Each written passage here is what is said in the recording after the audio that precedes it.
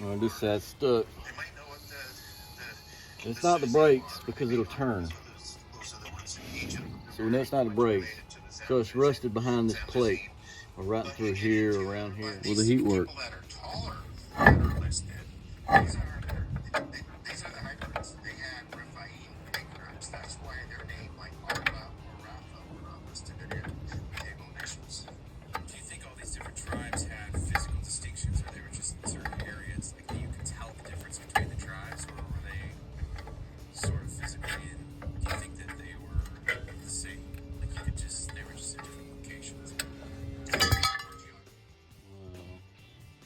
Got the goodie out them brakes.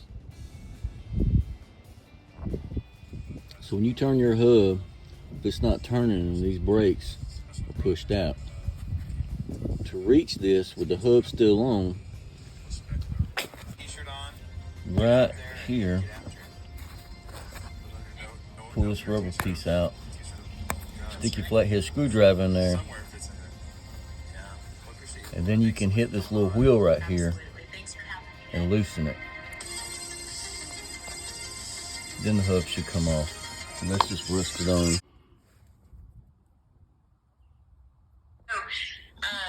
I spoke about this in our last podcast, but the Nephilim agenda is, it was unleashed during the days of Noah, and it's this plan to defile the human genome through the propagation of a hybrid race. And the purpose of that is to overthrow God's kingdom.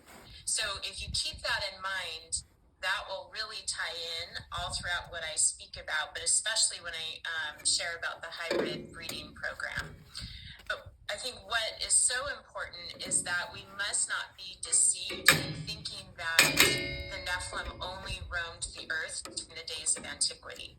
So what I submit to you and your listeners is that there are Nephilim hosts alive today, and they're those individuals that have partnered with the spiritual forces of darkness to carry out the Nephilim agenda. And when we think about it, many of them are in fact the titans of industry and banking and media and healthcare and academia, high-tech industries, and then even the political establishment. So one thing to keep in mind is that at the core of the Nephilim agenda is this goal to strip us of our humanity. And so Nephilim hosts, they hate the fact that we're created in the image of God. And so their plan is to defile our human genome through transhumanism. And so if they're successful in turning us into hybrids, then what that can do is that can actually disrupt our ability to commune with Creator God. And the speed at which they're advancing towards accomplishing this goal is really alarming. And so let me give you some examples of this. So in the last 20 years, I would say science has really made these leaps and bounds in technology and being able to create humans 2.0. So in 2005, you had scientists who discovered what's called the VMAT2 gene, and that's known as the God gene.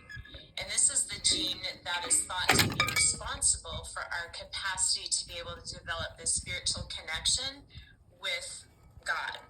And so if that gene were to be altered, that could disrupt our ability to commune with God. But then in 2010, there was a geneticist named Craig Ventnor.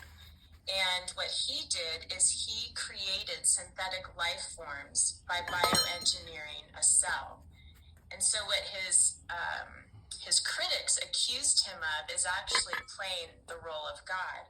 And they warn us that these organisms that he created, these synthetic organisms, that they actually can be used as a biological weapon. So the magnitude of what Ventnor has done really can't be understated, because what experts are saying is that his technology is likened to the development of the nuclear weapon. Because if you take Ventnor's technology and then you pair it with CRISPR technology, which is like gene editing software, what that means is then scientists can engineer anything to create synthetic life. And by doing this, they're attempting to usurp Creator God. So then in 2019, what happens is there's scientists from the Human Brain Cloud Interface Project. They are attempting to